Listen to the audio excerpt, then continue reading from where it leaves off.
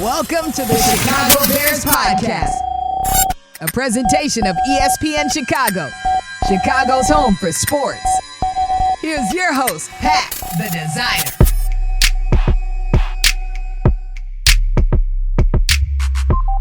Bear on, Bears fans, another edition of the Chicago Bears podcast coming your way. Pat the designer here with the hardest working woman in sports talk right now, Courtney Cronin, taking a break from all her first take duties. You've been amazing on there, by the way. Thank you. I appreciate that. Blessing us with another appearance on the podcast here. You know, that little back burner, but I appreciate it. How's first take been?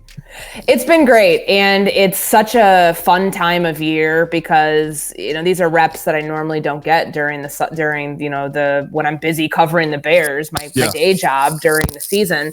So it's been fun. There's so many storylines in the NFL that we've been able to go through. Of course, the NBA now kind of quieting down. There's still a couple things we're following with Damian Lillard and James Harden, but it's nice that that's not the focal point, because when media day season starts in college football, talking season, as we like to call it, you just get that itch. Okay, training camp's about to be around the corner. We're about to be back in the full swing of this, and the wait's going to be over for fans wanting to get an up-close look at their team and get a chance to figure out, okay, are all the offseason moves that my team, whichever of the 32 teams it is, will it pay off? Did the investment get a return that was, worth what they made the move for in the first place? So it's exciting. I'm excited for camp next week. I cannot believe how quickly it came upon us. Again, every year I say this, there's 5 weeks between the time that mini camp ends and training camp starts. Yeah. And it just goes like that. It's so fast, and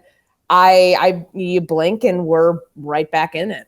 It's so funny because I was literally telling Eric the other day, just we see you talk football so much and see you on all the shows break down football. I think people forget how good you are at just talking sports. I was like, Courtney's breaking down the NBA. She's followed every one of these teams to the nth degree. So it was really cool seeing you kind of just getting to spread your wings a little bit more and not having the minute that Around the Horn gives you to basically get as many of your thoughts out as you can right now and try to get some points.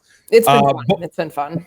We love having you back here. Training camp is here. The offseason moves, like you said, are they going to pay off? The funniest thing about this time of year is that every day over the next few weeks, there will be an overreaction to something that Justin Fields does, and I can't wait for it. But as we're going into training camp, week away, we've asked this question just about to everybody, but I think you're probably the best person to ask the question to.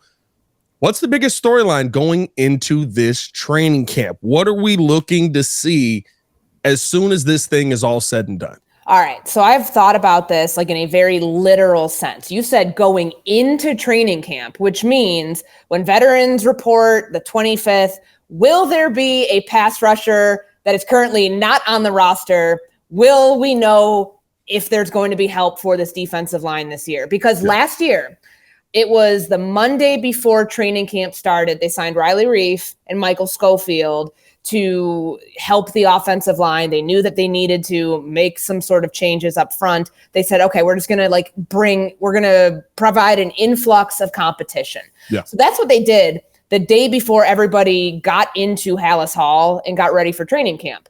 Will they do the same with an edge rusher in the next 6 days, 5 days? So that's a very literal sense, because we are going into training camp. Yes. Could the roster look very different? Because I just filed my 53. It runs on Monday. I would not be shocked if my 53 changes because of a pass rusher to be named later. They've kept hinting at this all offseason that they're going to evaluate their options. But yes, it is within the realm of possibility that they sign somebody. But the clock's been ticking, and we haven't seen any moves. They have had one of the quietest, this stretch between minicamp and what we're about to go into on July 25th. There's been nothing, no extensions, no new players being signed, nobody being released, nothing. I don't know how much quieter it's how long they can remain this quiet, but that's the first thing I'm looking at. Who is not on the roster right now that by next Tuesday will be? It's so interesting to me because I'm trying to think, right? I've asked this question a couple of times. What if they don't sign somebody? Is there any benefit at all to not signing someone at this point? Like you've got the money to do it. You've got the money to bring a guy in, or the assets if you really wanted to maybe trade for a guy. I'm not big on a guy like Chase Young, or maybe a little more on Danielle Hunter, but there's a ton of question marks on injury with both of those guys, right? But just like, I don't understand, and maybe it's just a price point thing right now, but I don't understand why there has been such, just how quiet it is, because there seems to be no benefit to me to not bring in a guy like Yannick Ngakoue or trade for a guy. We've seen like the market for all positions, running backs, of course. We've got a couple out there that we've been tracking, and other players getting signed as free agents, kind of the last tier of, upper echelon free agents that are out there, and not just guys that you can get in the bargain bin of free agency and bring in. Like, we're in a holding pattern in the league. And I think that time is very much dictating that, because as you get closer to training camp, the pressure then starts ramping up. The offers become more real, because like, I'll take Dalvin Cook for an example. So we know he has an offer on the table with Miami. It was apparently not to his liking, and he turned it down. So he still remains on the free agent market. Do I think he's going to end up in Miami at the end? Yeah, I do. I think the deal might get sweetened a little bit, but probably not much, considering what just happened with Saquon Barkley and Josh Jacobs and Tony Pollard. None of them working out long-term deals. But that's just an example of what's the rush, right? We'll find out. The rush will end up probably increasing when we get towards that first week of training camp, because these guys, like the free agents that are out there, were not with their soon-to-be teams that we expect them at some point to sign with. They weren't with them throughout the offseason program. They've got catching up to do. You may be a Yannick Ngakoue who has had a really good career despite being on so many teams in the last 4 years. Like, he's still got to like catch up to where he'll need to be wherever he's playing this fall. So I'm not surprised that like we haven't heard anything on the Danielle Hunter front. And I know that, from my understanding, the two sides are still kind of far away. I'm not surprised at all that Chase Young hasn't been moved. I think that he's going to be in Washington till they figure out, okay, do we love you enough to like keep you going on this trajectory to let you have your bounce back year here? Or is there a team that gets desperate in training camp due to an injury or another circumstance that says, no, we're willing to trade for him now? Like, it's a leverage play here, I think, with a lot of free agents, with teams, and also with guys that could potentially get traded in camp. We see that happen not as frequently as you'd probably think. Usually it happens towards the end of training camp. Right. But this holding pattern that we're in, it is something that feels like it takes forever, because it's like, why? Why have they not done anything? And I think it always comes down to, when the teams will pull the trigger on moves when they feel like it's absolutely necessary to avoid overpaying and to maintain the leverage that they have over whomever they might be bringing in.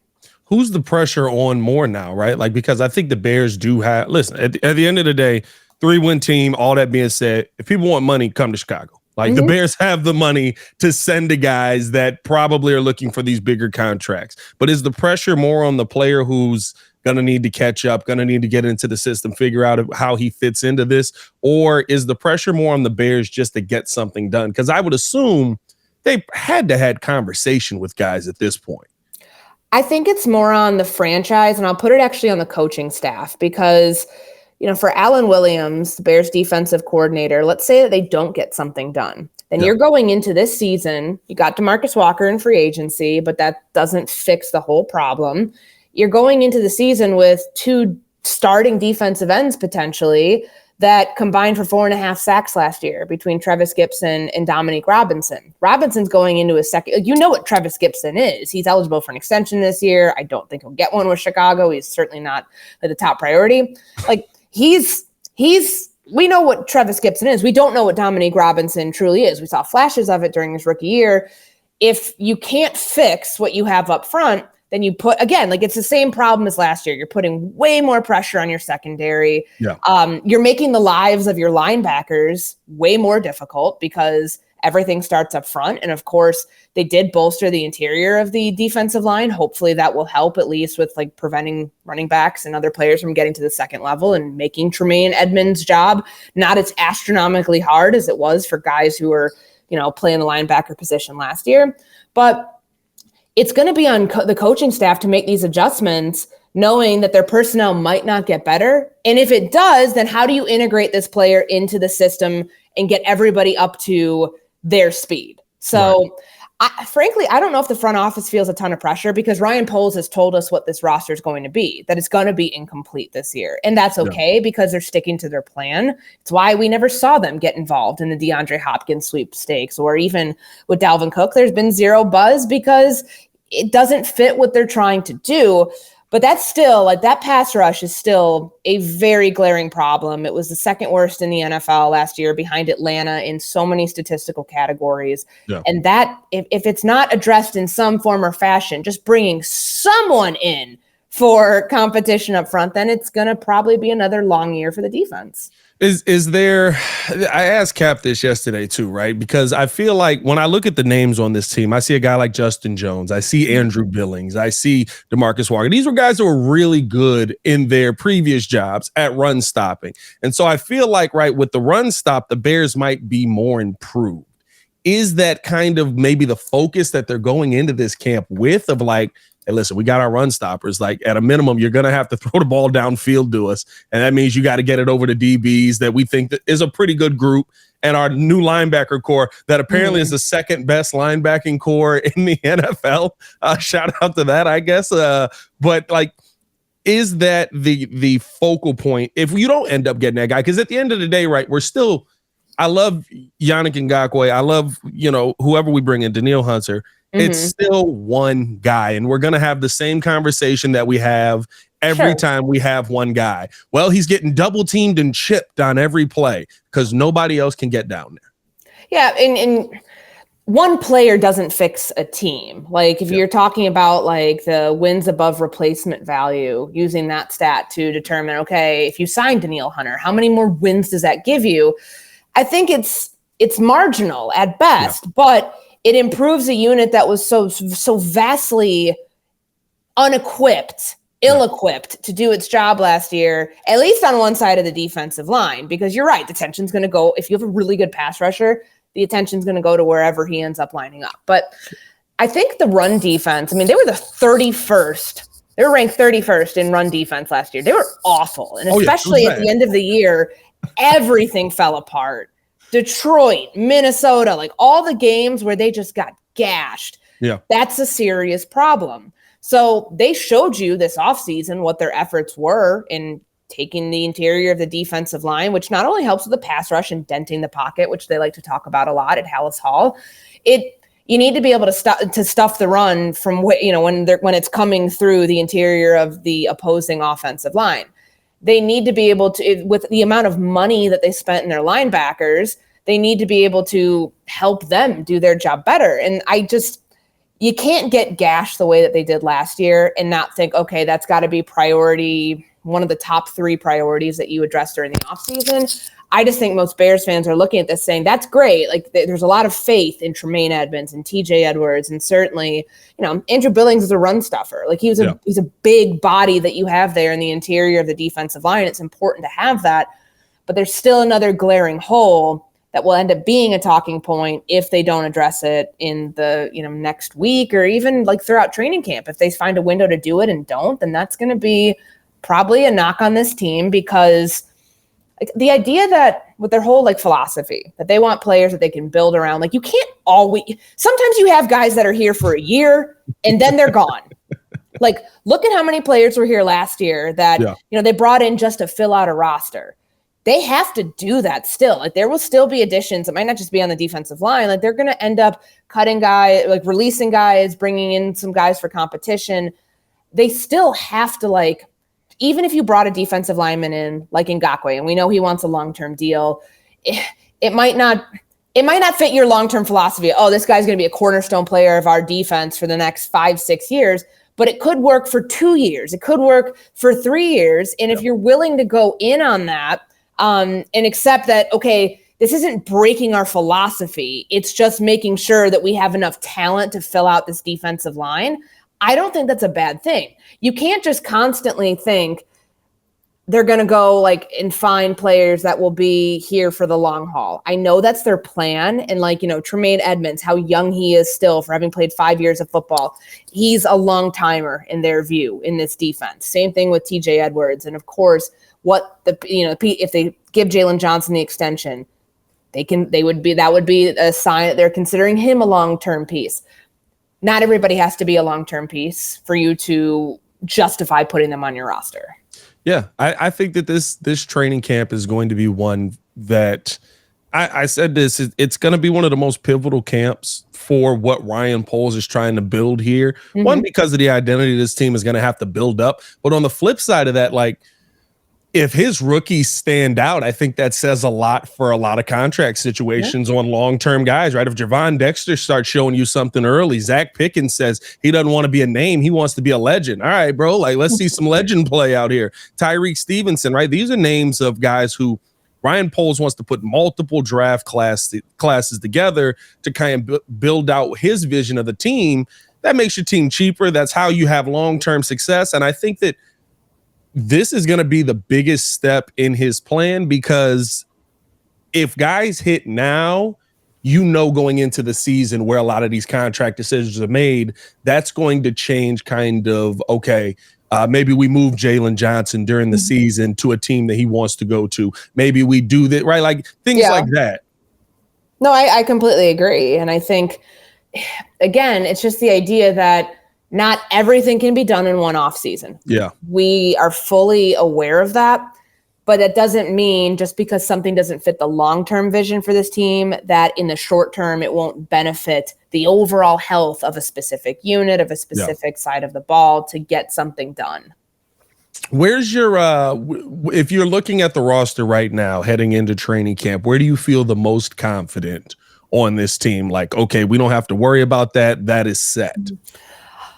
Probably the running back position. I was trying to think of something that was a little bit like, not as obvious, but the sheer numbers game there is going to benefit the Bears. I mean, the 5 running backs that we have. And I mean, you have in Kari Blasingame in there too. I'd love to see them utilize him. He's a really good athlete. I really love to see them utilize him more than just the splash play you see in training camp when he catches a third down pass down the sideline. I think I saw that like twice last year during camp. But if the Bears want to take some pressure off of Justin Fields and not make him have to run as much as he did, having a strong running game is pivotal to that. And of course, it's a topical conversation this week because of the running backs that have put in the time, the effort, have succeeded, and they're not getting paid. The Bears have a very inexpensive running back room right now in their own right. Khalil Herbert's in year 3. Deontay Foreman signed here for about $3 million, and Roschon Johnson is a rookie. Yep. Like those 3 and the competition there, like we'll finally start to see probably within the first week and a half of camp what the reps actually look like. I fully expect Khalil Herbert to get the first crack at this. Like they've maintained that throughout the offseason program and mini camp and OTAs. Like we saw Foreman and Herbert both kind of going like first team, second team. But the depth that they have at that position to know today's training camp starter at the first team offense might be different than tomorrow. So they're going to be testing out a lot, but I would like to believe that the depth that they have at that position puts them in a very good spot to feel comfortable knowing that their backfield can be multiple, that they can truly go by committee. And that they have enough, like that'll probably be one of their harder decisions to have to make. And that's good to have to make hard decisions because you do have, I wouldn't say it's like an abundance of talent, but like they have enough talent in the running back room. And that's probably the position that you feel most comfortable with, knowing that you have 3 very different rushers that can all contribute and can all make a meaningful impact on this team and this offense. Do you think the Bears are heading into this training camp with a concern on the depth of this team? I mean, I love the positions. Yeah, I love the starter names. I do. I love Tremaine Edmonds. I love TJ Edwards. Mm-hmm. I'm a Jack Sanborn guy. I know a lot of people are kind of making fun of that. It's like Sanborn's the next Brian Urlacher. It's like, I don't know about that. But I'm a Sanborn guy. I think he's smart. But outside of that, I feel like the running back room, like your next best linebacker room, your next best linebacker is what? Noah Sewell? He hasn't played a snap of NFL football yet. And I feel like the defensive line is thin. The depth at the DB position is a little bit better this season, but I don't want to see a Kendall Vildor's name show back up on the depth chart. I just don't. I'm very scarred. He's up there with like the Chris Contes and the guys that you look at and you're like, we in trouble today. I would say like the depth at corner, like if you think that Tyreek Stevenson is going to pick right back up where he left off in minicamp, like in Jalen Johnson, like those two are the starting outside corners, Kyler Gordon in the slot, like then you're comfortable rolling the dice with Kendall Vildor in his his final year of his rookie deal. He's good depth, quality depth, Terrell Smith, Jalen Jones. Like where I think they've got some real depth issues is at safety.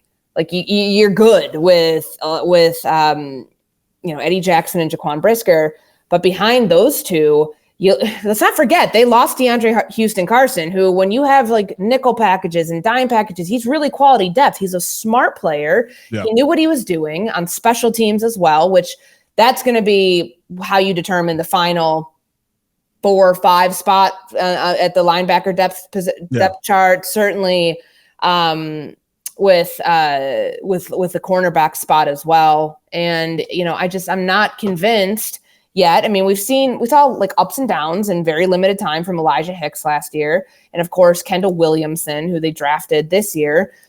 Giant unknowns with their safety depth in the back end. And you don't want to, their passing defense, especially in the secondary, was tested because they didn't have a pass rush. But not that you expect those guys to get super meaningful snaps every single week, but it is important to have depth at that spot because of Eddie Jackson's injury last year, and he's coming off the Liz Frank, and Jaquan Brisker is primed for a breakout year, but is the supporting cast around him and behind him, is it good enough to help him get there if he had to miss time? Remember, he hurt his hand last year, the concussions. That's probably one of the more like underrated storylines of the defense, like kind of the depth at some of those positions, and also, how they're going to fill out, like using those two positions, linebacker, cornerback, linebackers and DBs to fill out their special teams depth. Because they got a lot of plays out of guys like that last year. And then they lost DeAndre Houston Carson to free agency. And, I believe Joe Thomas still is not on this roster unless they decide that they want to bring him back, the linebacker who played a considerable amount on special teams too. So how do you replace that? Is it a Sterling Weatherford? Is it a Josh Blackwell? Or is it a Jalen Jones? That's going to determine some of those like further down the roster, moves for the 53. I'm really intrigued to see how this coaching staff is going to attack this training camp, because to me, there are a lot of last season was a lot of we're taking a lot away from you, make it work. And I don't care what nobody says, how Luke Getsy called the second half of some of those games. Like somebody wired down and was like, Justin's playing too good. We need to lose this one, dog. You got to stop passing the football. I don't care what nobody says. They Lovie Smithed him on that one. But I'm looking at this coaching staff now, and I feel like there's enough here that we should see an exponential amount of growth in all of those, right? First year, now second year coaches, to the point where I need to see just about as much as we're expecting out of Justin Fields in year 3, from this coaching staff this season. What do you think the expectation on Flus, especially being a defensive coach, and his staff is coming into this training camp? I mean, they had their 1 year. It's kind of like the year of no excuses, right? Yeah.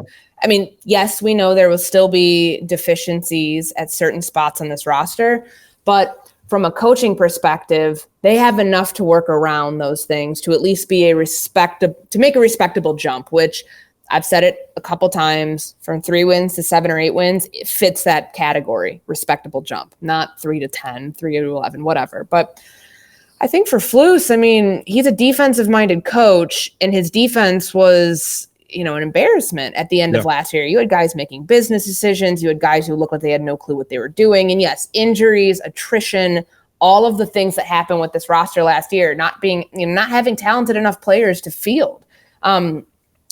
most of those excuses are alleviated, not completely gone, but they're like, taken. It's a lot better than it was a year ago. So it's going to be on the coaching staff, especially starting on defense. Like, how can you get more creative with your pass rush? How can you not make it as predictable? How can you utilize, we know that Allen Williams in the scheme, they don't blitz a whole ton, but like, do you really want how can you get more creative there? But also, how can you not make your rookie safety, your second year safety now? How is he not like going to be the leader in sacks with the way that this roster is currently constructed? It's hard to think of that, but I think this coaching staff, and especially Luke Getsy, because remember, he was getting coaching opportunities, at least like his name was out there as a head coach candidate. And that's like a very important thing for him to take the next step in his career. He's got to have a great year that syncs up with Justin Fields having a good to great year to show, hey, I can call plays. I can put my quarterback in a position where he's successful, because we know there were moments that like it felt like stuff was not in sync last year, whether it was Justin Fields bailing on pass plays because he wasn't comfortable with the protections. Well, what about sliding the protection? What about, it's hard to say like that they like did everything they could, because the talent was just the pass protection was awful because of some of the players that they had to play. So they were doing the best they could. But now that you do have an increase in talent at several different positions, how does that impact how the coaches are going to call the game? It felt like the menu of pass plays they had was kind of limited last year based on the personnel. Now you have a number one receiver. One of my other storyline things for training camp I'm looking for is the health of the other two receivers with Mooney and Claypool. Like, now that assuming they're healthy, now that you have like a legitimate 3 receivers that you're comfortable fielding and not having to like use this mishmash of talent and say, all right, well, I guess we're going to throw you out here. Like, let's see what you can do. That should help a play caller and people who are responsible for coming up with a game plan to scheme against opponents. That should help them do their jobs better. I'm always here for a good use of the word mishmash. I'm not gonna lie to you. That was a good job there by Courtney Cronin on the podcast today. I have to applaud that. Outside of the slow motion throws that we always see every training camp, right, where it's like he's running to the right, slow motion sidearm throw, and like the camera zooms and it's a perfect catch. What are we really looking to see from Justin Fields in this training camp? If you can leave training camp with one answer from Justin Fields, what's the biggest thing that you need to see him have improved upon? I'd say red zone offense, because last year in training camp, there were some bad days where it kills your confidence. Yeah. Like, as an offensive player, like to come off the practice field after you throw 2 interceptions, one of which is a pick six. I remember there was like a Thursday in training camp last year where he just had an awful day. Yeah. And it was just that stuff, like to be able to, if it does happen, to be able to not let it carry over to the next day, which I think he's been good with. He did a really good job of that last year. I think the next day he went like 3 for 4 in the red zone. Yeah. It's making sure that like you don't string 2 bad days together, but also the improvement in that area. The last time we will have seen this team on the field, the red zone emphasis was that was the big thing, the last day of minicamp. And it's important to build your confidence down there. And now that you have another weapon in Robert Tonyan, along with Cole Kmet down in the red zone, how do you utilize those players? Because we didn't see that from the tight end position in training camp much last year. As much as it was projected that Cole Kmet was going to be taking over the Jimmy Graham role, we just didn't, that didn't really come to fruition. And frankly, he didn't really catch on until like week 8 or 9 last year. Yeah. I would say from Fields, because the overarching storyline, every national media member, any fan, any just NFL fan, we're like, oh, let's check in on the Bears. What's going on with them this training camp? The big storyline is going to be Fields. It has to be. He's a third-year quarterback trying to prove he's a franchise guy in a year that's going to determine, do the Bears go draft a quarterback next year, or they're riding with Fields and utilizing that first-round capital that they have to continue to build around him. So I think that, to what we see from him, you can't put too much stock into the preseason games and how much he'll play or anything like that. But being nearly perfect in those games, I think is kind of necessary for the Chicago Bears team, because especially for the offense to take some of that pressure off Fields. But the day-to-day stuff for me, some of the, being on the same page with your receivers seems like such an easy thing to an easy concept. It was really hard last year. Like there were a lot of drop passes in training camp. And some of that and most of that's on the receivers that they had. But for him to take that next step, it's, the improved pocket presence, which of course it's hard to tell when they can't hit you. It's very hard to tell, like when you're wearing the penny, like the jersey that says, "Don't hit me, I'm the quarterback." But is he bailing too early on plays that he should have hung in there and waited for somebody to get open downfield or threw somebody open? That's the next step for Justin Fields. And I know you were asking me about training camp.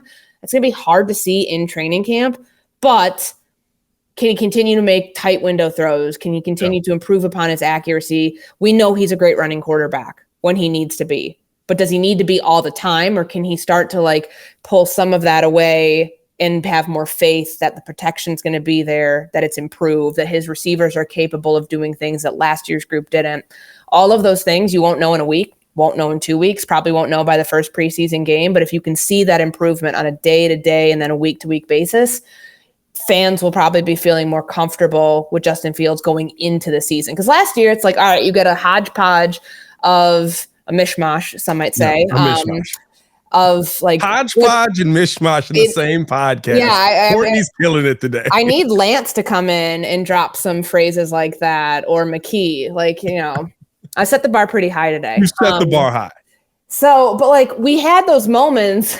What did they go? I don't even remember. What did they go in the preseason last year? Weren't they 2-1? I think we actually played pretty well. Justin Fields actually looked like a good quarterback. And I remember they won the Cleveland game at the end of the year. Oh man, it's actually going to be better than people think. And then of course, it's not. But by the time the season's over, it's that of course had no effect on anything. But there are moments where I think people talk themselves into, okay, this didn't actually work. But there was still that hesitancy. Yeah. But when you're seeing it every day and you're seeing the downs and the ups and then the vice versa of that I think is what makes it really difficult to project. So to be able to see a more consistent Justin Fields in training camp will be the key to, unlocking whatever is next for this team this year. Yeah, it was crazy to me, right? Somebody put on, I forget whoever it was, cut up a bunch of clips of him throwing the football last year. And just the amount of times where I would say probably 60% of the passes that they had just cut up, it's Braxton Jones getting pushed into his lap, or Sam Mustipher falling over and he's taking a shot, trying to throw the ball, completes a pass, but throwing a ball while taking a hit. To me, this offensive line unit, it's go time. I'm sorry. You got a rookie on one side, a second-year player on the other. That's what they're throwing out there. Mm-hmm. Where's the biggest concern for you on this offensive line? Is it with the young players? Is it with the fact that kind of when we saw Cody Whitehair at center, it wasn't the greatest thing in the world? It worked, but it wasn't great. Where's your biggest concern on this line right now? I'd say it's probably, frankly, when I think about this offensive line unit, it's not the chief concern that it's always been, at least the last couple of years, where you're starting five going into training camp. That feels rare because it is. Because last year at this time, it's all right, Riley Reif, they sign him on the 11th hour training camp, starting left tackle, they'll probably play Braxton Jones. But no, Braxton Jones held on to that left tackle spot from the day he started at training camp to it never dissipated. It's, I think with the protection issues that we saw last year and the amount of moving around that they had to do, the quality of depth behind the starters will always be what you're looking at. So, you have good depth in Lucas Patrick. You can play guard and center. Cody Whitehair, starting his career in Chicago in 2016 before kind of playing both and then moving into the center role and then moving away from it and going to guard. They wouldn't, I know they have to justify his contract, but they wouldn't put him in a position that wouldn't make sense for him or that they didn't feel he was capable of playing just to do it. So I think him moving back to center is a good thing. Behind him, you have Lucas Patrick. Whatever Alex Leatherwood becomes in this offense, that's a big one. Jatari Carter, how many do they keep? I think they probably end up rolling with 9 on the offensive line, but the quality of depth for like whoever your swing tackle is, whoever, is backing up, Tevin Jenkins, him moving over to left guard after playing so well at right guard. We'll see how that looks, but they've been really consistent with that starting 5 or the projected starting 5 that I think if you're a Bears fan, you're probably pretty confident. Like for once, it's not the biggest talking point going into camp the way it's been the last couple of years. No, I think for me, right, the Cody Whitehair situation, I feel better about because the little time that I saw Lucas Patrick at center, I was like, oh, he looks like a center. Like he actually looks like he can play the position. I think that's why I was so shocked when it was like he basically just, you go stand over there, be with the 2s, you'll be swing whatever we need you to be. But it's going to be interesting to see what this training camp is going to produce. I'm so excited about this. Before we let you go, Courtney, outside of actually being on camera, what's been the most fun part of First Take? I think it's the rotating cast of personalities that you get to be with. Like I did an episode 2 weeks ago. It was the first one I ever did with Stephen A. And that was fun because how much energy he injects into this show, which is his show. You can tell how much it means to him. And you can also tell how he can set people up for success in an argument. And also when he goes at somebody, how well thought out his responses are. Like this is performative and it's really, really well done. I loved being on with Russo. I did stuff with him last year. He's always on Wednesdays. He's so fun. And getting a chance to, like you mentioned at the top, like flex part of my, brain muscle of like, retention of information from like getting to cover, talk about things I don't cover. Like I don't cover the NBA anymore, but I watch it and I consume it. And I've got thoughts on the Joel Embiid situation and whether he's like really serious about wanting out of Philly and getting to talk about baseball. Like I never get to talk about baseball on radio. It just does not track. And the fact that we're 12, 13 days away from the trade deadline and Shohei Ohtani is on this middling ass 48-48 team with the Angels. It's like, all right, are they moving him? Are they not moving him?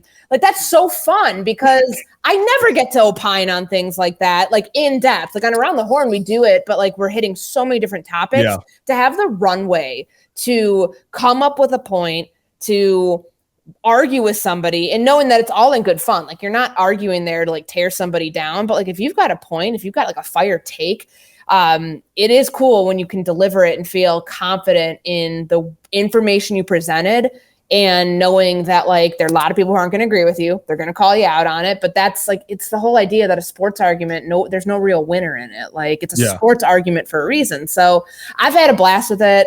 I'm always thankful for like the opportunity I get to do it. And, we've definitely switched gears to like going all in on football. So it's time. Like you could tell the last couple episodes, like, all right, like season's coming. And that's exciting because we know it's literally right around the corner. I just love the fact that you called the Angels middling and trash at the same time. And it just so describes them so well. It's like you usually can't be both. No, I said middling ass team, not trash. Middling ass, like very much average. Like they've been hovering in this 500 space for a month now. Yeah, they have injuries, like Rendon's injured. Obviously, with Mike Trout and his wrist, like it's not a great place to be in. And they have maybe the biggest decision in baseball in years that they have to act upon or stand pat and watch him leave in free agency. Cause if he doesn't make the playoffs, that's exactly what he's going to do. So I've had fun, like tracking things that I don't get to normally do. And certainly when I'm in season with the NFL, my focus is like so heavily on the Bears and the league at large that it is cool in the summer months to get to talk about tennis, get to talk about what we saw with Carlos Alcaraz, talk about golf, talk about the WNBA. Like there's a lot that's out there that I very much enjoy getting to sink my teeth into in ways that I don't during the regular season of the NFL season. I've really enjoyed it. I tune in every day. Shout out to Courtney over on First Take, but this is the Chicago Bears podcast, and this is another fire episode. Appreciate you for pulling up on us. Make sure you guys stay tuned with us as always. Hit that like button, subscribe to the page, and of course, leave that 5-star review. We got some 5-star reviews out there on the podcast side, so it's always good to see. Y'all stay safe out there, Chicago. Bear Don, training camp's almost here. We're almost there. Don't worry about it. We'll get there. Peace.